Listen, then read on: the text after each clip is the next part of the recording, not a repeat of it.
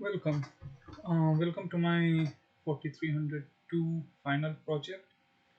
I'm gonna show you how to start deploy this first and then we're gonna go through the project. Okay.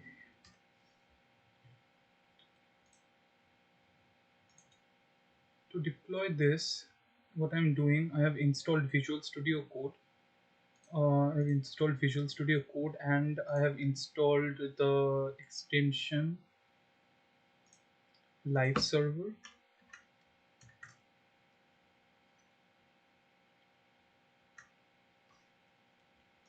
So you want to get this installed to deploy this. After getting installed, you'd have an option like this here, go live. Once you, let's say I open the with code in the root directory, and then just you have to deploy the server. So it's loading. Click to run live server,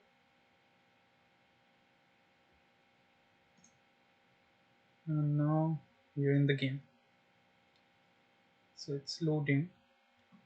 It takes some time to load, like because of how heavy it is, but once it's loaded you can click to play. It takes some time to load because of the heavy models that I'm using. Okay, now we got everything loaded.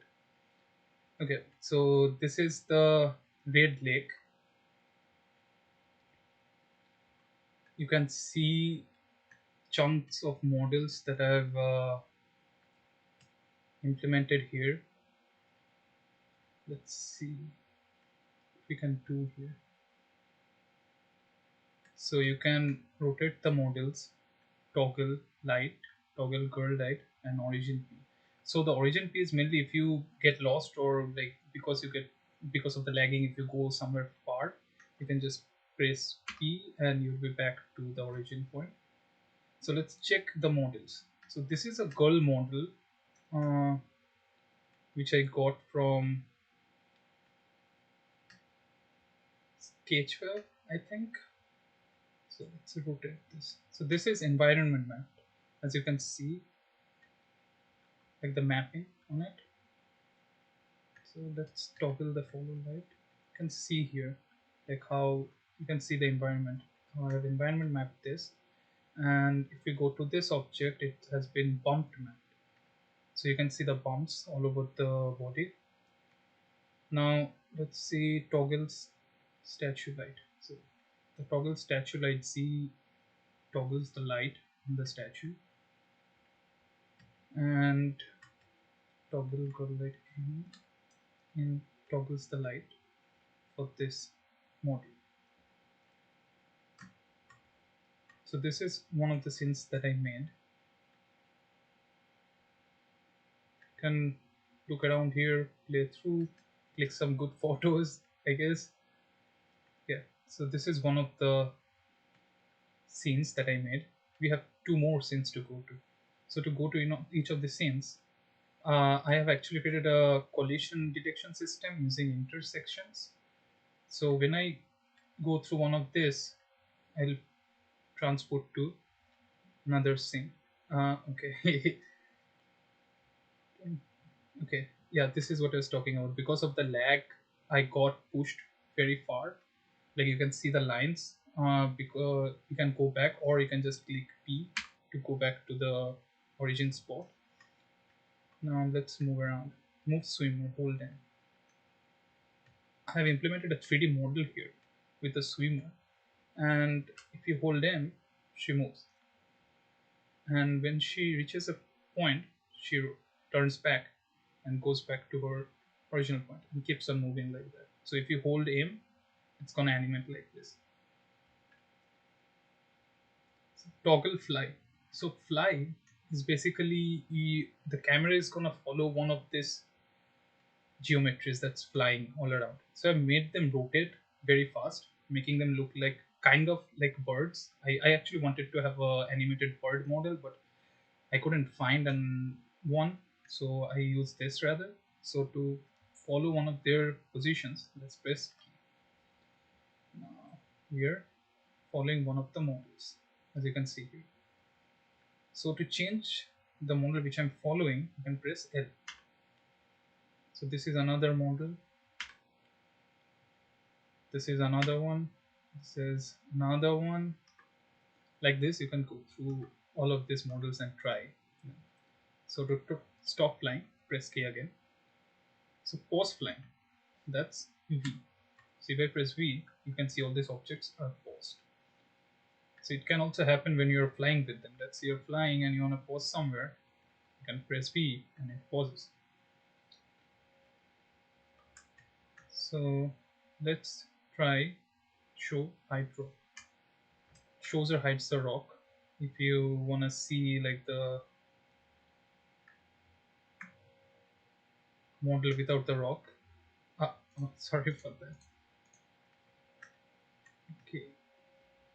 And toggle Buddha lights. The Buddha lights are the lights that's moving around Buddha. So you can press I, you can toggle them out, toggle them in, as you can see. So the Buddha model, I have loaded this model and then mapped texture onto it. So that's why it looks like this, like golden. And I've put a color on it as well. I have mapped it with normal mapping.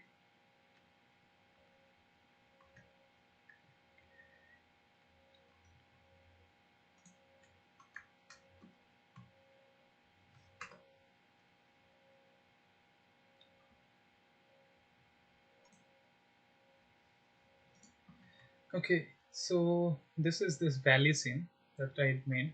You can also see the water mapping that I did. So this water has been made with water 2JS from 3JS, and basically it's a texture map on top of a plane geometry, and we are making the texture map like move around. So that's why like it's looking like the actually like the water is flowing. So that's how we got the water done. Let's go side this water. Let's see what we have here. So this is the forest scene that I made. So the main reason I made all these scenes, you can see like one of these models got inside the tree. It's because like these models get spawned like randomly at random places. So if I load it again, it might be at a different place next time. Let's see.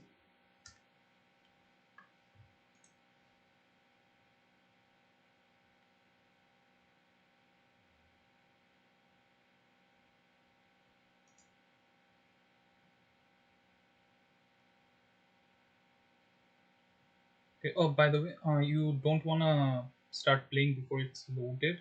Even after it's loaded, it takes a little time. Like the loaded, that's actually like shows like the loading of like the biggest model that I have, like the heaviest model. So once that gets loaded, it shouldn't be that much of a problem. But still, if you have any issues, like just wait a bit, wait for everything to load up, and then you can click on play. Yes. So as you can see, that model has moved away from that spot. You can see these lights like following this tree, even though they're randomly generated. You can still see that these lights are following them, except this one. I'm not sure like one of these lights don't follow and just stays there. So it's just there, like as you can see.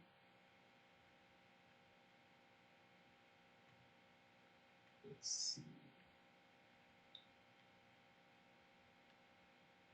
Actually, let me take this thing away. That would be nice. Moving lights. That should solve it.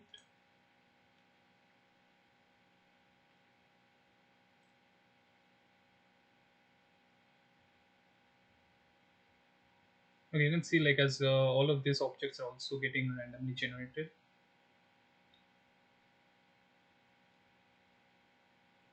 Okay, so yeah, it's lagging a bit.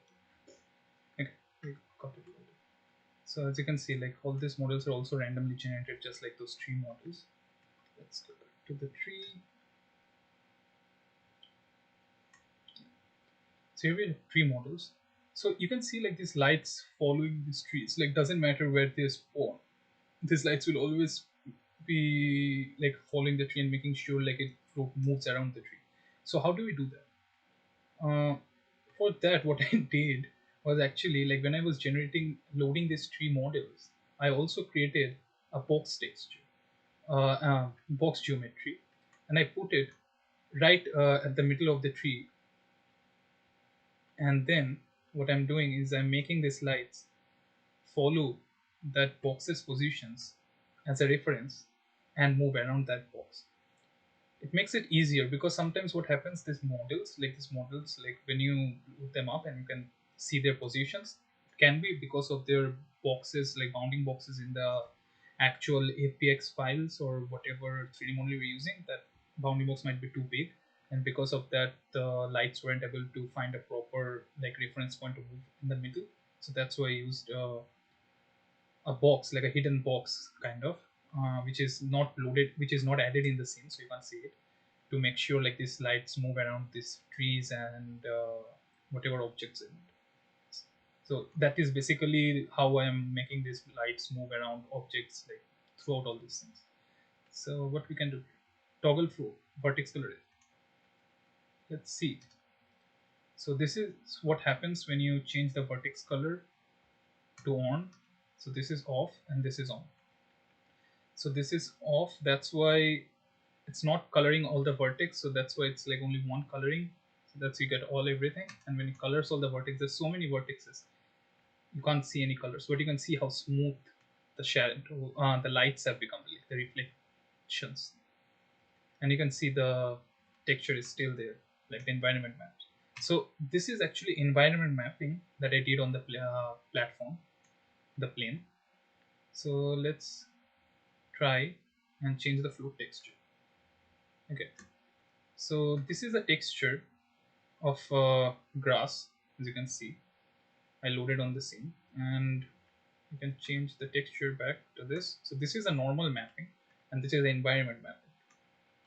You can see the difference, and to remove bumps. So what happens when I add bump map to this texture? You can see how the bump map is working on this. Let's try it on the different other texture. So this one is actually this one.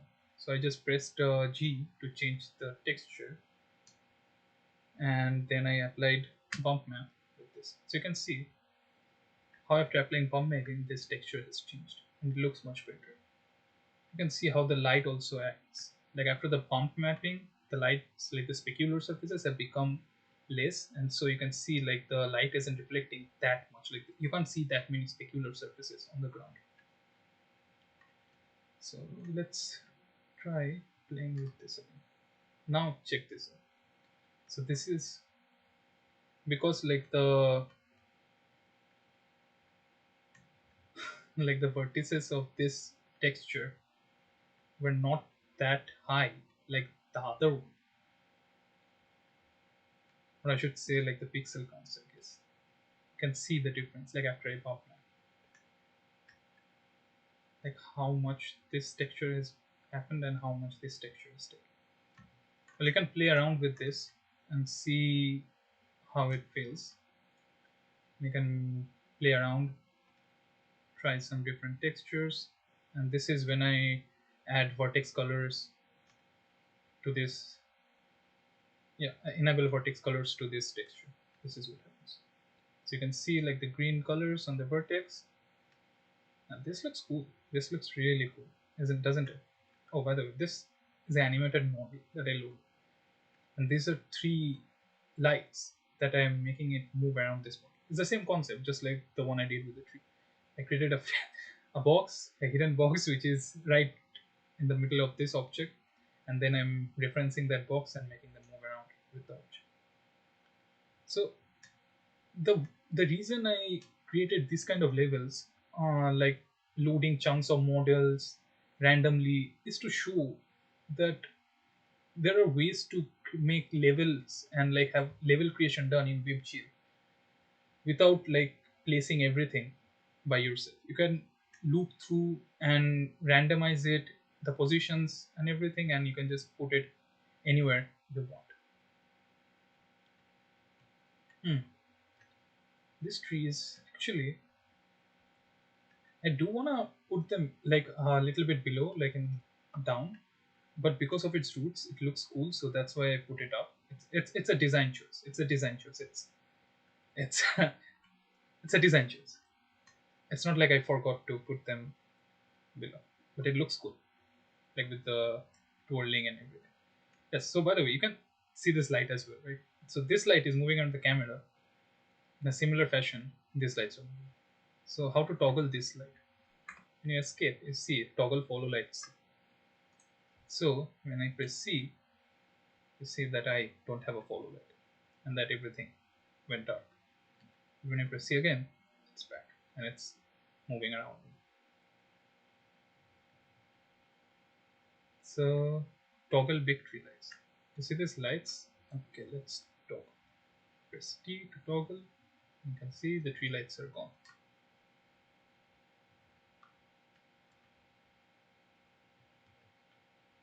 And for the small T lights, the other lights are all Y. So you can see all the lights gone now. And press Y.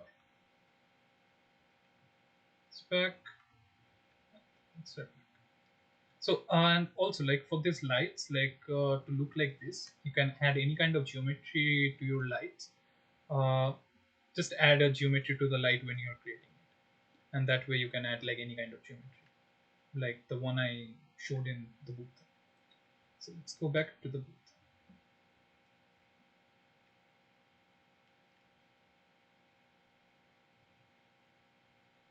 Oh, this level takes so much time to load. Like I just keep on moving around. Like this isn't supposed to happen. This happens because so when you're moving, the velocity and the direction that's helping you to move is actually being set in the update function.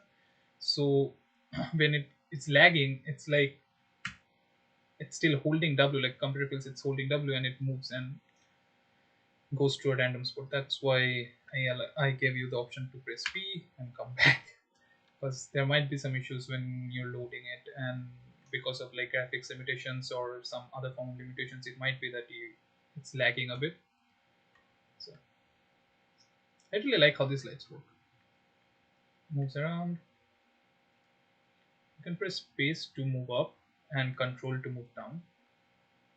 You can see like these lights are also casting shadows and lights on the 3D objects. To do this, you just add like cast shadow and cast reflection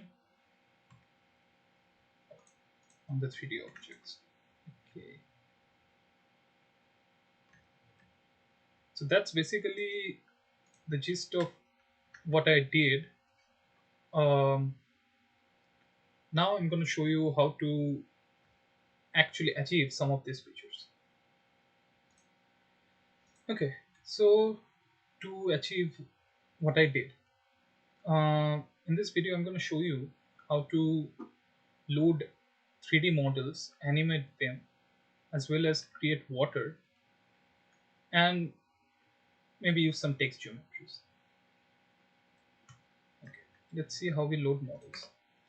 So to load model, the first thing you want to do is go to 3JS documentations and check out how to load models. For that, you just do loaders. It says object loader. So check object loader, the kind of models that you want to use. So the one I used was FBX loader. Can't seem to find it here. So you go here, look for examples, loaders, FBX, and you got this. So how did they do this? So to do it, they imported FBX loader module from 3JS and use that loader to create the animation as well as the model. So let me show you how I did it. here, the first thing you want to do, you want to load get fbxloader.js from the JSM folder. Cause the thing is like for like loading APX, loading models, you have to run the server locally. Otherwise, it won't work. Cause all of these loading functions are done asynchronously. So it's a module function and it needs a live server. So this is one of the parts where I actually stuck for a long time. So how do you do it? So you load your APX loader, like get the file from 3JS. So before you import this APX loader and point it to your root directory, make sure these are also there in your root file, and these files are also pointing to each of them correctly in your root directory. Otherwise, it won't work. Plus, you also have to make sure that these modules, you're taking the script as modules and you're calling them as modules. Otherwise, they won't work. So once you get the APX loader, let's go. How did I load the swimmer model? So to load the swimmer model, I called in the APX loader. I called in the loader.load models trading. You can see the directory functions. So and then I'm calling in, looking through inside the object, and if it has a miss, I'm asking it to cast shadow true and receive shadow true. And then I'm using a mixer. So you need a mixer if you want to clip animations. So if your object has animations, a lot of animations, you want to use a mixer. So once you use a mixer, you can create an action using this. So object animation 0 is usually idle. Like you can check it in the documentations. Mixer, animation mixer. So you can check animation mixer here and read about it. It's a pretty cool thing. You can do a lot of animations through one by loading one object. So you take this and then set the positions and then add. So when you add it, sometimes it will be like the object doesn't loads but doesn't animate. So the reason it doesn't animate is because you have to update the mixer function. So let's go inside animate, and you can see if mixer swimmer and swimmer with object, then I'm saying mixer swimmer dot update delta. Delta is time. So with time delta, I'm updating it depending on what kind of mixer I'm using. So you have to do this function, otherwise the object won't animate. You might have the object loaded, but it won't animate. Plus, there's also another thing: when you load a model, you might want to do this function as well. So what this function does, the second function, is basically checks if the model is loaded. So you can use this to see if the model is being, how much is the model loaded. This value actually does that. So other than that, let me show you how to get the water. For the water geometry, you need, let's go back to the one I used. So for water, I look for water. So whatever water you want to use, I use this one there. Let's see what they used. So I used water 2Js. So how do you go there? So let me just show you once how to get all these modules. So I have this 3JS master. You can download it from 3JS website. And then examples, JSM. You want to use JSM, don't go in JS and use this. These are also the same scripts, but they won't work because they are not modular, and these are module scripts. So you have to use module ones. So renderer, objects, and water 2, you can save. So similarly, you get the water 2,